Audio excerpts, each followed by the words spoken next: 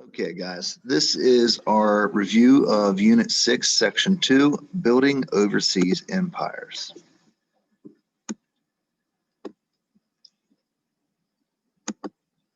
Okay. Our first question on here is, what is imperialism? Like Britain, other Western countries built overseas empires in the late 1800s. The Industrial Revolution had transformed the West. Advances in technology, it left Western nations with lots of advantages. Armed with new economic and political power, Europeans set out to dominate the world. The motives that drove the new imperialism. So first of all, imperialism is the domination by one country of the political, economic, or cultural life of another country or region. Go ahead and write that down.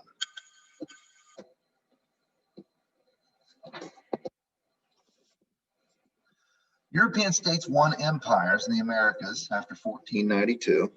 Okay, you read about that in earlier history classes. They established colonies around the world in South Asia, little bits of Africa and China. Despite these gains, in this 300 years, Europeans had little influence on the lives of the people in China or Africa or India. By the 1800s, though, Europe had gained considerable power, due in part to their Industrial Revolution.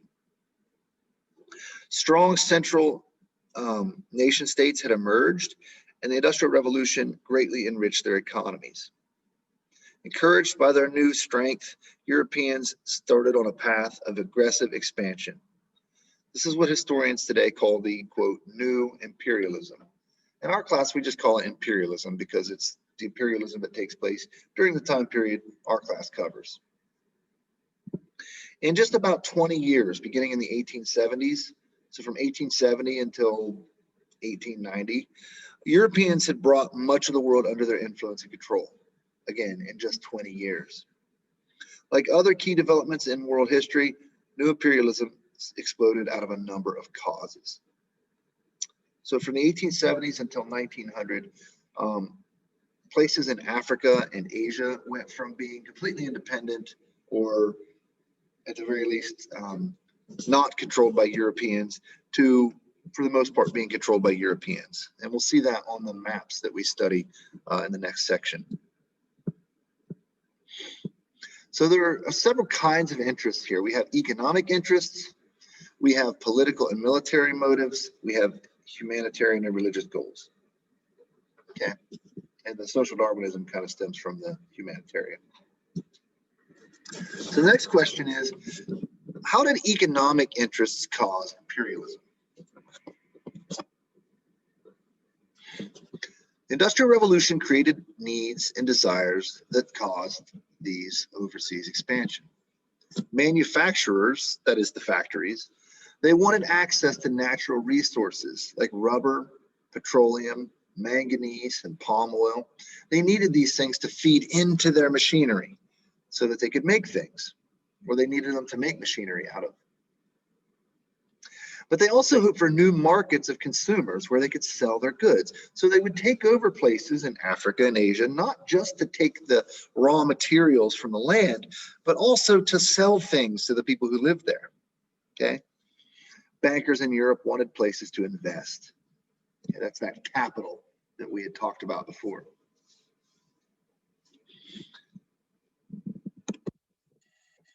Two big reasons: natural resources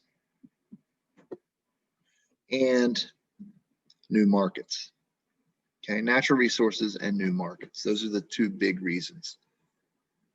It's probably worth highlighting those. Natural resources and new markets. Those are the two big economic reasons for imperialism.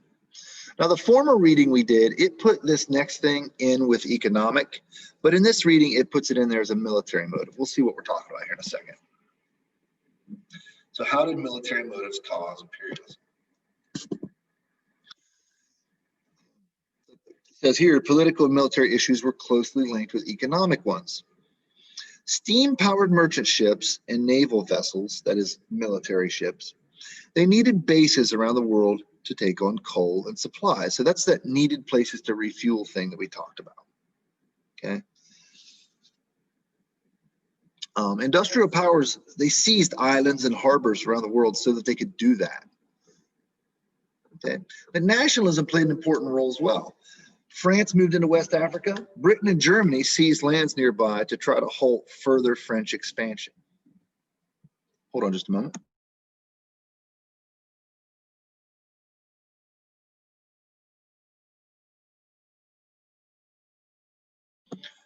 Okay, sorry about that. So as France, for example, would move into an area, Britain and Germany thought they had to as well. Western leaders claimed that colonies were needed for national security. They couldn't afford to let France become powerful with tons of colonies. That just wasn't going to be okay. They also thought that ruling a global empire, it increased the nation's prestige around the world. The prestige is the power to impress people, okay, or influence people. They thought that having more colonies literally made their country better. Not only stronger, but better. Okay.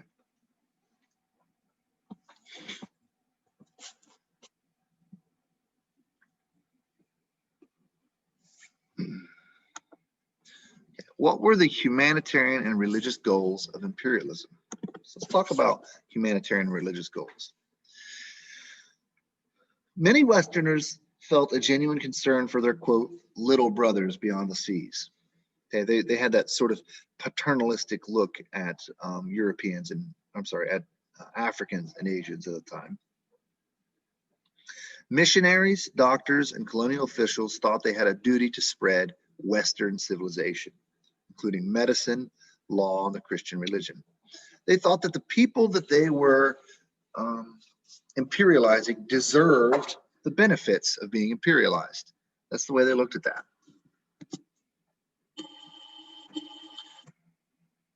They really felt that they had a duty to spread this.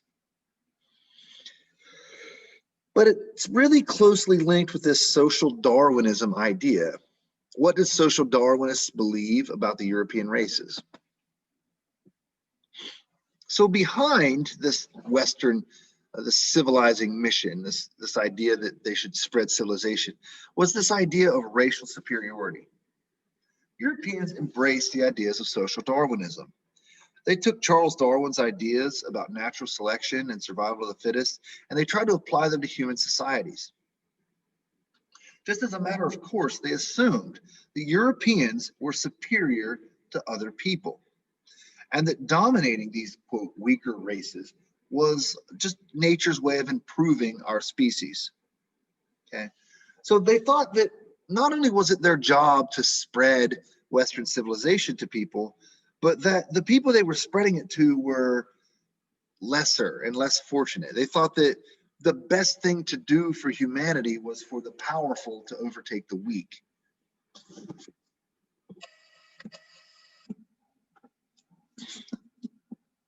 So, I mean, basically, racism.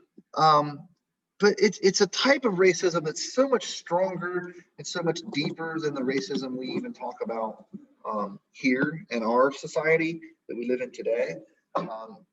This was one that people believed in it without shame. They were not ashamed of the idea that they thought white people or Europeans were better than the people that they were dominating. This brings us to Cecil Rhodes. The question is, what did he say was his duty? So we remember there were imperialists, there were anti-imperialists of the time. But for now, we're going to keep talking about the imperialists. Cecil Rhodes says, I contend that we are the first race in the world, and that the more of the world we inhabit, the better it is for the human race. I contend that every acre added to our territory provides for the birth of more of the English race, who otherwise would not be brought into existence. I believe it to be my duty to God, my Queen, and my country to paint the whole map of Africa red from Cape to Cairo, That is my creed, my dream, and my mission. So he believed it was his mission to literally paint the whole map of Africa red from Cape to Cairo, red being the color of British territories on their maps. But really what he meant was he thought that it was his job, just like every other Englishman's job, to take territory from Africa so that more British people, more English people could live. Literally living space for Europeans. We'll see this idea come back up in the 20th century in fascism, right? Two reasons why African empires, kingdoms, and city-states were too weak to resist Europeans.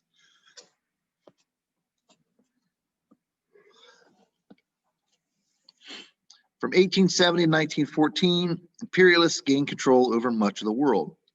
Leading the way were soldiers, merchants, settlers, missionaries, and explorers.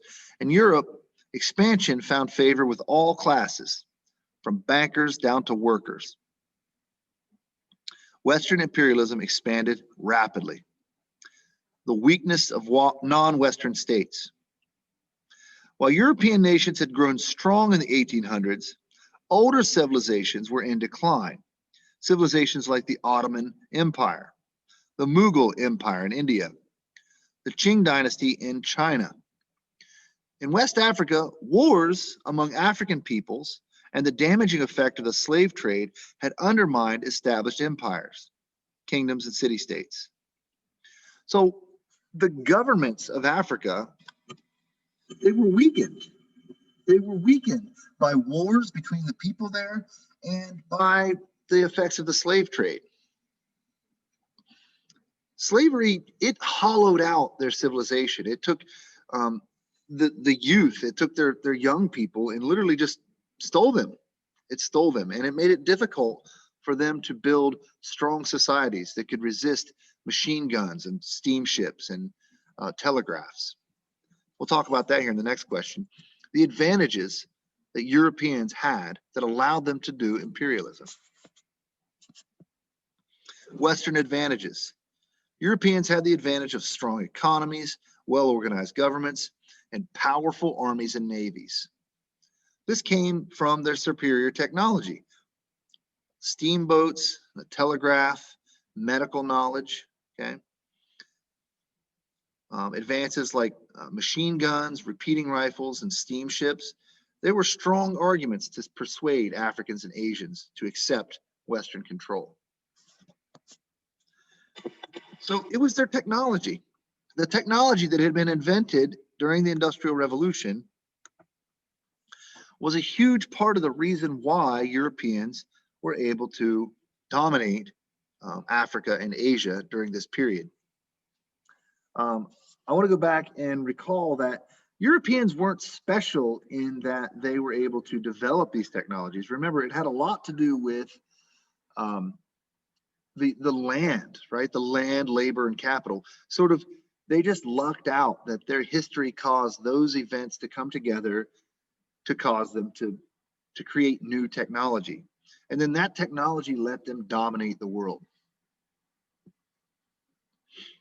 The ways that Europeans dominated. The first question here is, what form of colonial rule did France use over her colonies?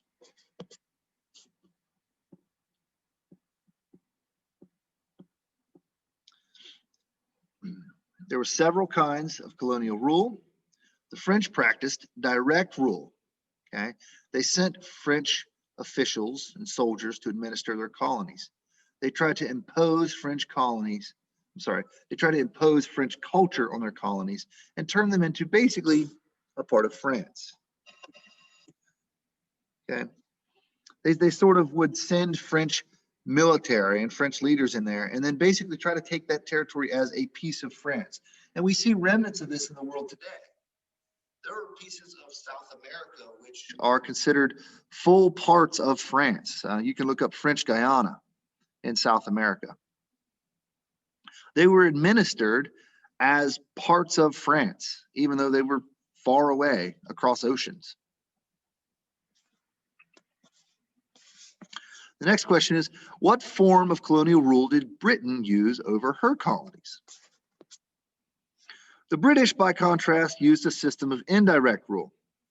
To govern their colonies, they used the sultans, chiefs, and other local rulers.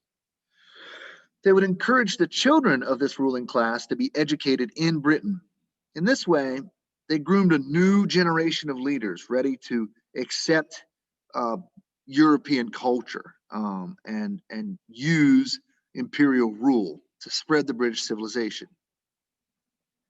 Like France and other imperialists, though, Britain would at times resort to military force to control their colonies if threatened.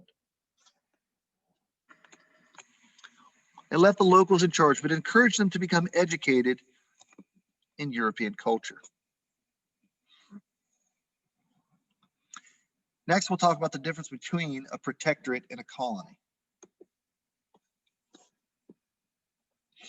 In a protectorate, local rulers were left in place, but were expected to follow the advice of European advisors on issues like trade or missionary activity. A protectorate cost less to run than a colony and usually didn't require a large commitment of military forces. Okay, so locals were left in place, but had to do as the Europeans said from far away. Where in a colony, the local leaders would get replaced. Europeans would show up and take over. And it required a large commitment of military forces to keep control. Next, we talk about sphere of influence. The third form of control was the sphere of influence. It's just an area where an outside power claims exclusive investment or trading privileges. Europeans carved these spheres out of places in China and elsewhere to prevent conflict among themselves. So it was basically an agreement between Europeans to let Britain or France or Germany or whoever have the only right to do business in a place. It was a political monopoly over different parts of the world. So it was exclusive privilege to do business there. We'll talk about these in more detail in the next sections.